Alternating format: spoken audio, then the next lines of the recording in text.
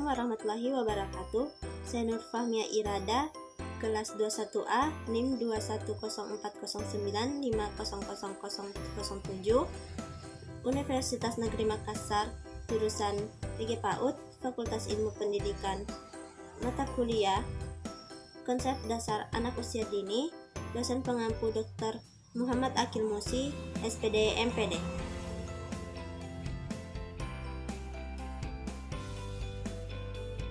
Materi yang akan saya bawakan yaitu implementasi komponen pembelajaran di pendidikan anak usia dini. Guru perlu memperhatikan standar tingkat pencapaian perkembangan anak. Tujuan pembelajaran yang dirumuskan guru disebut dengan indikator kompetensi karena dirumuskan berdasarkan kompetensi dasar yang tertera dalam kurikulum 2013 PAUD.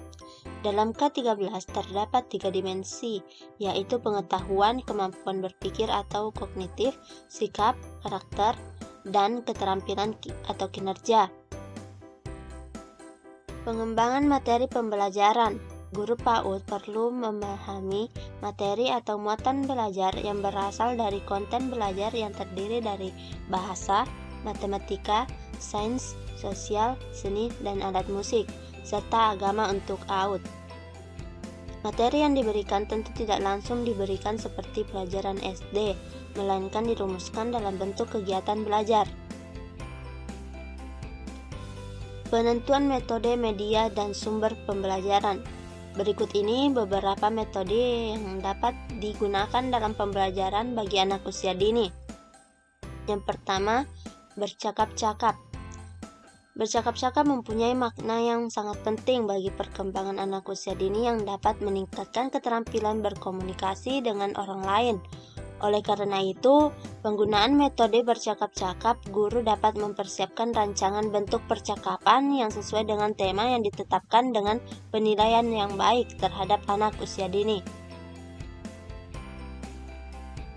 Yang kedua, tanya jawab. Keterampilan tanya jawab dilaksanakan dengan cara mengajukan pertanyaan tertentu kepada anak. Keterampilan ini digunakan untuk mengetahui pengetahuan dan pengalaman yang telah dimiliki anak, memberi kesempatan anak untuk bertanya, dan mendorong keberanian anak untuk mengemukakan pendapat. Untuk keterampilan bertanya dasar kepada anak usia dini dapat menggunakan jenis pertanyaan seperti ungkapan pertanyaan secara jelas dan singkat, memberikan acuan berupa keterangan yang dapat membantu anak untuk menjawab, dan memberi waktu berpikir kepada anak usia dini sebelum menjawab. Yang ketiga, bercerita atau storytelling and story reading. Metode bercerita merupakan salah satu pemberian pengalaman belajar bagi anak TK dengan membawakan atau cara bertutur kata kepada anak secara lisan. Cerita yang dibawakan harus menarik dan mengundang perhatian anak dan tidak lepas dari tujuan pendidikan.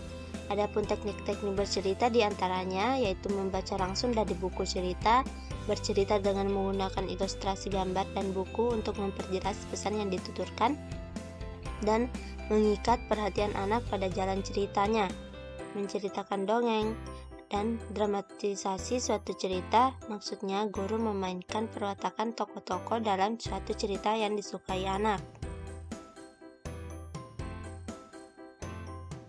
Keempat, demonstrasi. Di PAUD, banyak kemampuan yang dilakukan melalui metode demonstrasi, terutama kemampuan yang berkaitan perolehan pengalaman dan keterampilan, seperti melipat, menggunting, dan menggambar.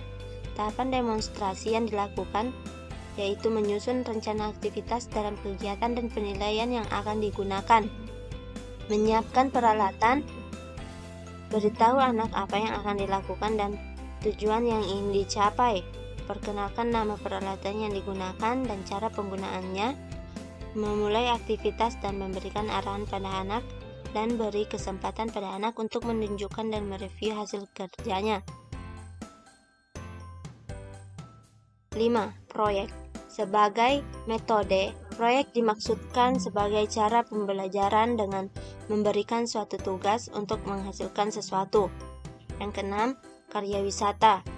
Karya wisata merupakan salah satu metode pembelajaran di PAUD yang dilakukan dengan cara mengamati dunia sesuai dengan kenyataan yang ada secara langsung untuk menumbuhkan minat, memperluas wawasan, dan meningkatkan kemampuan hidup bermasyarakat. Karya wisata dapat ditujukan pada dunia binatang, tanaman, pekerjaan, dan kehidupan manusia. Dan yang terakhir, kunjungan lapangan atau field trip. Seperti karya wisata, sepenuhnya berisi aktivitas belajar yang menyenangkan. Kunjungan lapangan dapat dilakukan di sekitar PAUD, yaitu di halaman, di kebun sekolah, dan juga di tempat yang jauh dari sekolah, misalnya peternakan. Kegiatan kunjungan lapangan merupakan kegiatan di luar sekolah yang mendukung, memperkuat, menambah, dan memperluas pembelajaran dan pengajaran.